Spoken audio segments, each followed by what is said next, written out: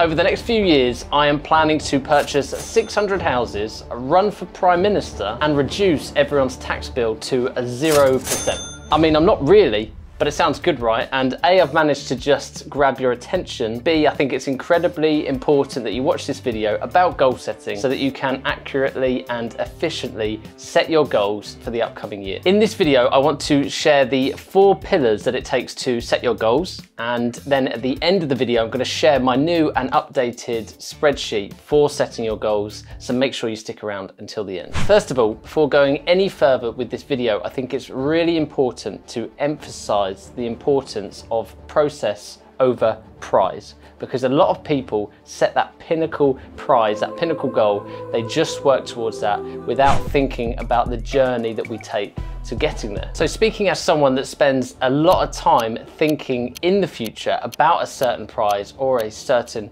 goal, I highly encourage you to actually think more about the journey so that your prize at the end has certain milestones that you will enjoy achieving along the way. And let's make sure these goals are realistic, as I often hear people flippantly talking about huge goals, such as they're going to start a business next month and within the first couple of years it's going to make £200,000, and they're going to use that money to flip 5 houses passively without doing much work every year and make an extra £200,000 from doing that. And when I hear that, I often have to stop the person. I have to say, look, stop for a second. What are the 20 steps that you're gonna take to achieving that goal? How is your business gonna hit 50 grand before it hits 200?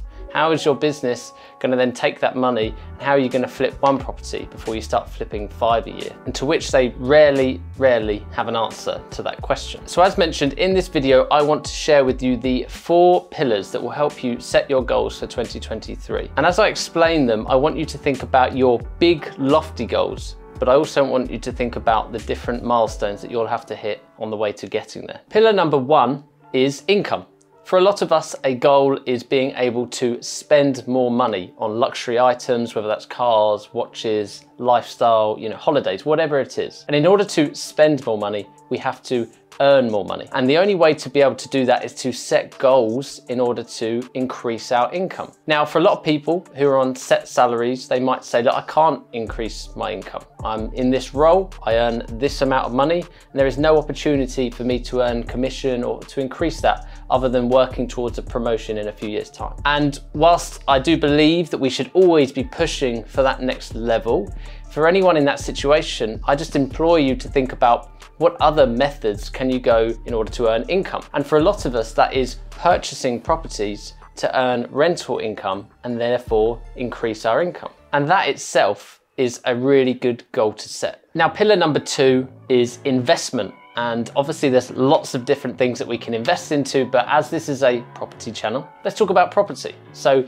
we have to map out what we want to achieve in terms of properties over the next year. And I want you to start thinking about that. And when you think about how many properties you're going to buy next year, I want you to quickly stop after writing the number down. I want you to stop and then 2x it. Now, if your goal was to purchase 1 buy-to-let next year, then now you're going to be buying 2.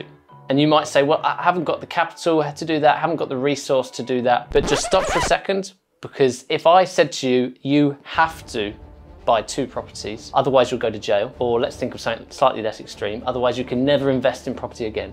If you have to buy 2 houses next year, you will find a way of making that happen. You see, our brains are fairly adaptive and also solution focused. So when put into a situation where we do have to become resourceful, we do have to think of ways, I can only buy 1 right now, but what if I had to buy 2? If I physically had to buy 2 houses, how would I make that happen? What would I do? Who would I talk to?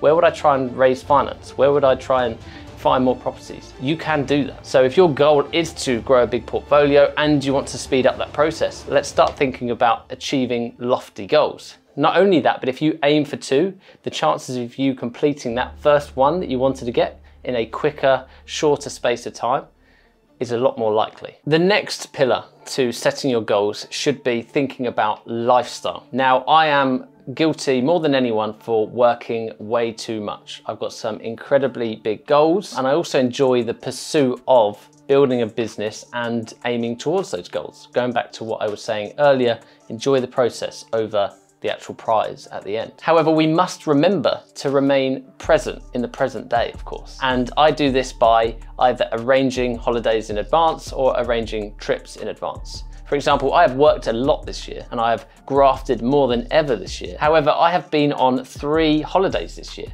Firstly, I went to Rome with my fiance.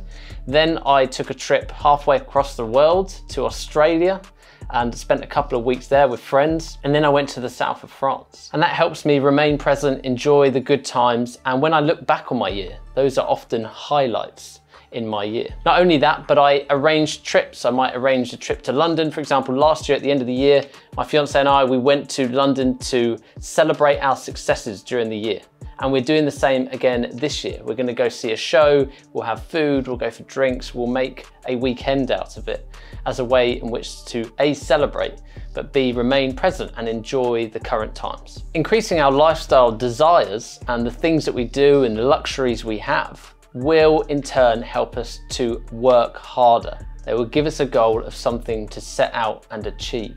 But remember, when setting those goals, that we actually have to put in the hard work. We all know those people that go out for dinner 5 times a week, every week, without fail, and they're not doing it for some kind of business reason. They're just doing it to have a gossip and a chat and catch up with friends. And although that's a nice thing, it has a nice sentiment, for those that do it week in, week out on a regular basis are often doing it because they are trying to fill a void within their life. Now, you're not going to like this comment, but really they should be thinking about setting bigger goals and accomplishing more rather than trying to fulfill time by going for dinners, for drinks, etc. Now, the 4th pillar absolutely has to be health, because the way we look, the way we feel about ourselves dramatically impacts our mindset. So if you're at a place now where you're hearing me say all these goals and these different pillars for helping you set these goals, and you think, well, I don't even know where to start. I'm right at the beginning of my journey. Where do I even begin? Begin here. Begin thinking about yourself. Put yourself first. Get yourself healthy. Everything else follows a healthy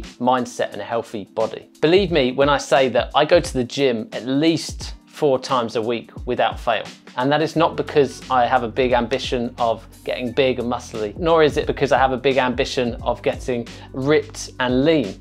It's purely for mindset, because I know that when my mind is on, my health is on, I feel good about myself and my mind is on, I know those other things, those other pillars fall straight behind it. Whereas when I know when I'm off, when I'm not feeling good about myself, when I'm not healthy and my mindset is not in check, those other things just fall away and they become less important. So mindset, health is a huge thing, and it should be absolutely the first thing you start with these 4 pillars. So those are the 4 pillars that we need to think about when setting our goals. And as promised, I now want to move over to sharing with you the new and updated goal setting spreadsheet. Now, with this spreadsheet, I could have made it more complex with over 200 different entry points or data points, but you wouldn't have stayed accountable and it would have become irritating just to update it. So I kept it really simple, just so that you have an overview of the next few years of your life and the goals involved. So across the top here in this row, you can see the 4 pillars that I mentioned, which is